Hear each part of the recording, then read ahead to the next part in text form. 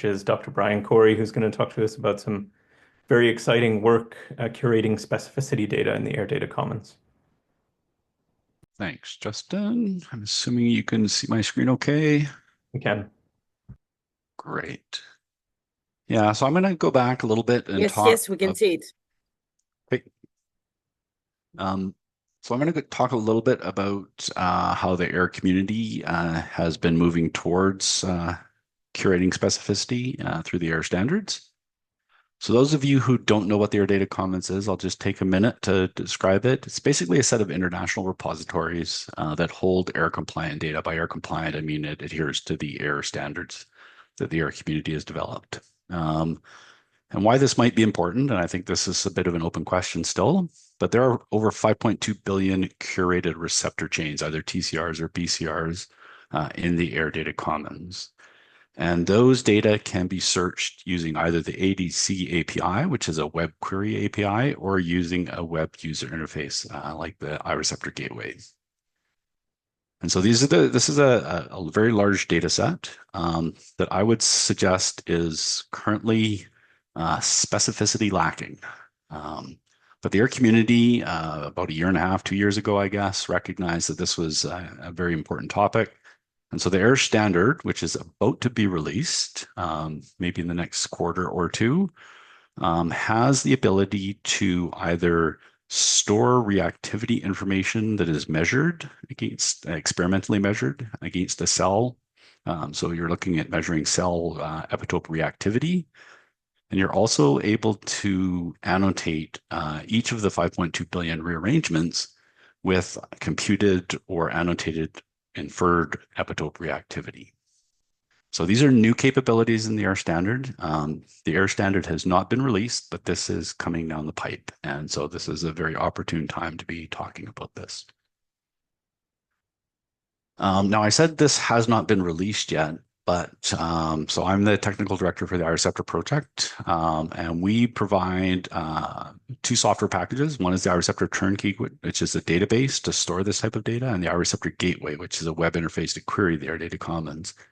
And we've done a pre-implementation or an alpha implementation of the ability to store epitope and cell and receptor chain reactivity data. So currently, if you're using the iReceptor Turnkey repository, and we have a repository that actually has this working and in production at the moment, you can curate measured or inferred reactivity data in the AIRR Data Commons, and you can query that data through the web API. On the iReceptor Gateway front, so the user interface the average user might use to query the AIRR Data Commons, we've also implemented queries against those, the AIRR version 2.0 alpha compliant repositories. So if you go to the gateway today, you can search for cell data that has reactivity characteristics. And this data does exist, but there's not very much of it. I'll talk about that now. So we actually have curated to date a couple of studies that have measured reactivity data in the AIRR Data Commons. There's a paper from Minervina et al. It's a SARS-CoV-2 COVID paper, and a type 1 diabetes paper from Euster et al. And these are the two papers that basically have antigen and epitope reactivity data in the AIRR Data Commons. The Minervina paper is a 10x COVID study using MHC tetramer barcodes. The Euster study is measuring antigen reactivity, so not epitope reactivity, but antigen reactivity using an AIM assay. So these two data sets are currently curated in the AIRR Data Commons from our perspective, as a proof of concept of what you can do and store in the AIRR Data Commons. This is a picture of the iReceptor Gateway, allowing you to search for that measured reactivity data. So on the left, if people haven't seen the gateway, it's basically a user interface to help you search the AIRR Data Commons.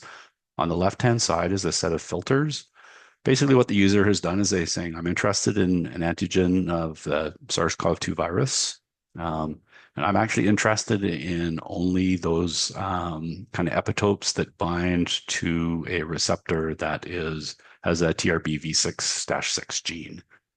So that's a very complicated search. That's a very hard question to answer. And just by entering that into the data set, you can basically get a list of receptor chains. These are data from the Minervina study. And you get all the TRBV6 receptors, including the paired chains, the alpha and the beta paired chains in this case. You get a list of the actual antigens and the epitopes that were measured in terms of reactivity for that study. These links basically go out to either IEDB in this case, if you're interested in finding more information about the epitope, and it has a link out to either UniProt or the NCBI protein database to find out more information about the antigen. So that's measured reactivity. So I mentioned that you can store measured reactivity, and you can also annotate existing chains in the AIRR Data Commons. So one of the recent initiatives that we've been involved in is establishing this T1D AIR consortium. So basically, they've been trying to create a T1D repository. The goal is, of course, to advance T1D research. They recognize that having data that is shareable across many research groups is really, really important. T1D will soon be the second largest disease type in the ADC behind COVID-19. So this initiative has actually generated and been able to curate a lot of data. And one of the current initiatives with this project is to basically annotate the 400 million rearrangements from those T1D studies with the epitope reactivity from IEDB. So basically what we're looking for is we have the AIRR Data Commons and the 400 million TCRB sequences from these T1D and non-T1D, so there's healthy controls in this data set. We're taking all of the TCRB epitope information from IEDB. There's on the order of 132K with the kind of, and we're basically trying to compute the intersection of these two relatively powerful and complex data sets, with the fact that the intersection of these two is really, really hard to determine right now. So we're basically curating and storing that. We're actually looking at, from an identity rule, looking at the junction amino acid and the V and the J gene. So exact matches between V, J, and the junction amino acid, and determining what that intersection is looking like. Another initiative that I'd like to point out, there's a project called the AIRR Knowledge Commons. Its mission is a little bit different. It's looking at integrating cross-repository immune receptor databases. So it's looking at integrating the AIRR Data Commons and IEDB and OGREDB and VDJBase. I don't really have time to go into the details of all of those repositories, but they're basically trying to create an integrated data model and allow the user to directly query that integrated data model. That project's in its early phases, so that there's no outputs from that just yet, but that's also coming down the pike. Oh, I just wanted to speak to the lamppost metaphor that David used, because I think that's quite appropriate for this. In this case, the landscape that the light post is illuminating is the AIRR Data Commons. The lamppost that we're using to illuminate it is IEDB. And because we have to filter the light that we're using, so the frequency, the wavelength of the light is essentially this filter that we're using. So we essentially have a landscape, a set of epitopes that we're using to annotate, and we're filtering based on a certain criteria to find out basically. So this is where we're searching for the keys. There's a lot of space out there that we don't know anything about. But what we're trying to do is create something that's kind of this unique intersection of these three things. So I just wanted to step back and talk a little bit, because I think there's some opportunities for specificity in the AIRR Data Commons.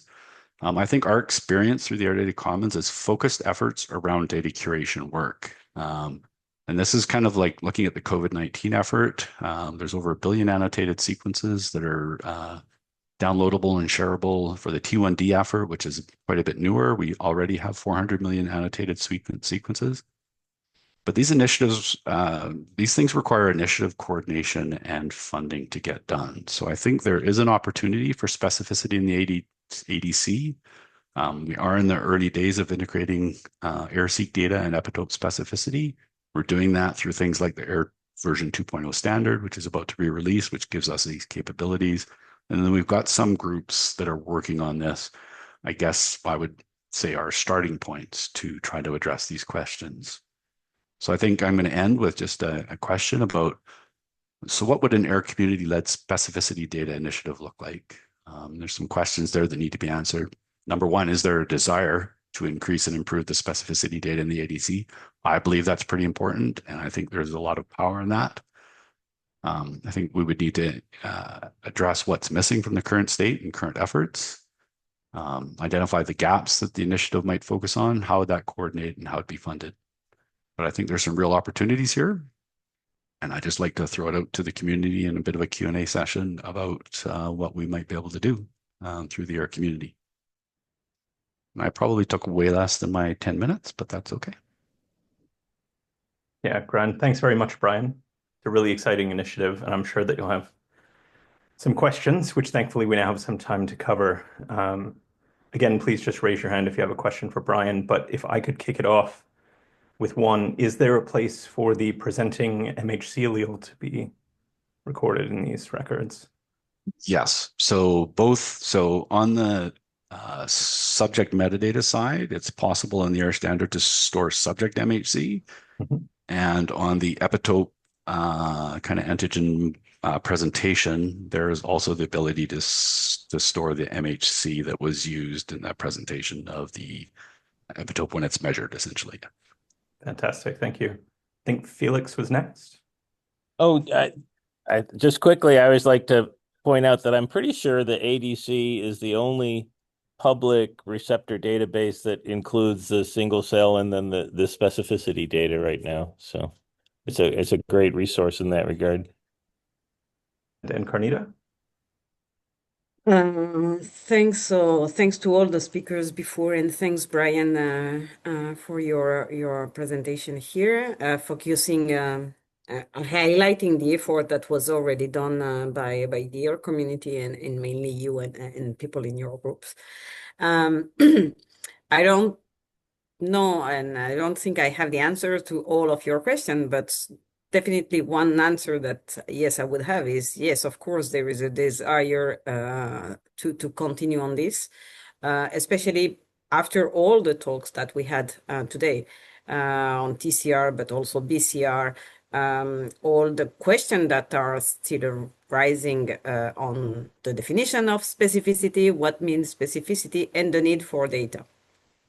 So definitely, I think, yes, there is a desire.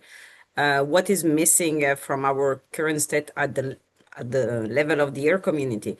This is maybe where I don't have the answer. Maybe one issue that is likely an independent of the AIR community, but something that we should maybe promote through our events and publications, common publications is the need for this type of data to be generated, considering again everything or at least part of what was discussed before, because again specificity means many things, can mean many things depending on the way you see it and the way you put your light.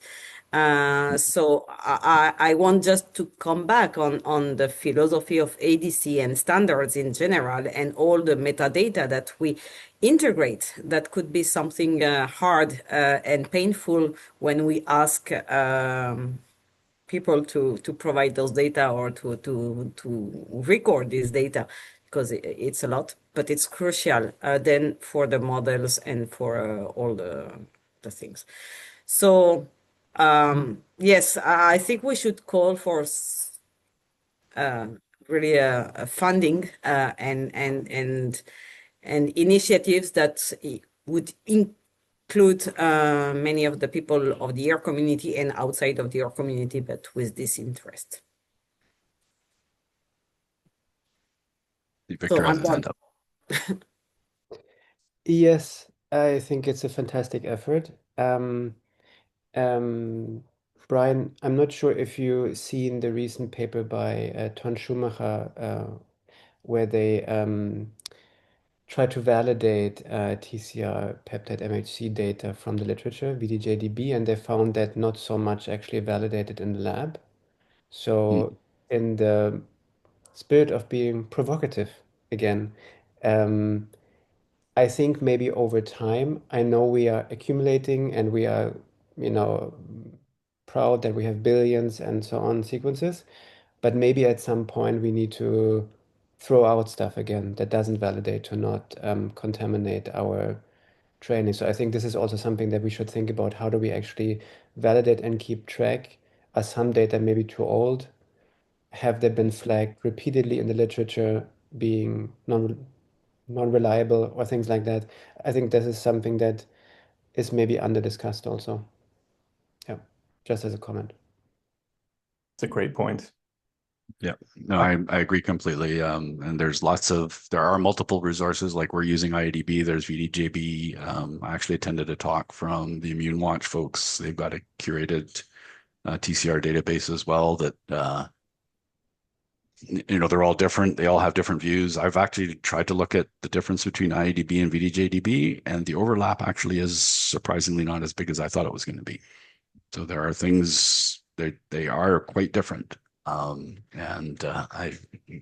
It's not my area of expertise, and I don't quite understand why that might be, but it's interesting. So I agree completely. There's lots of challenges from a data perspective. Hopefully, we have some capabilities to try to address some of those challenges now. If I could add two proposed features, Brian, one would be a really simple bulk export of all specificity data for ML practitioners to use for training models.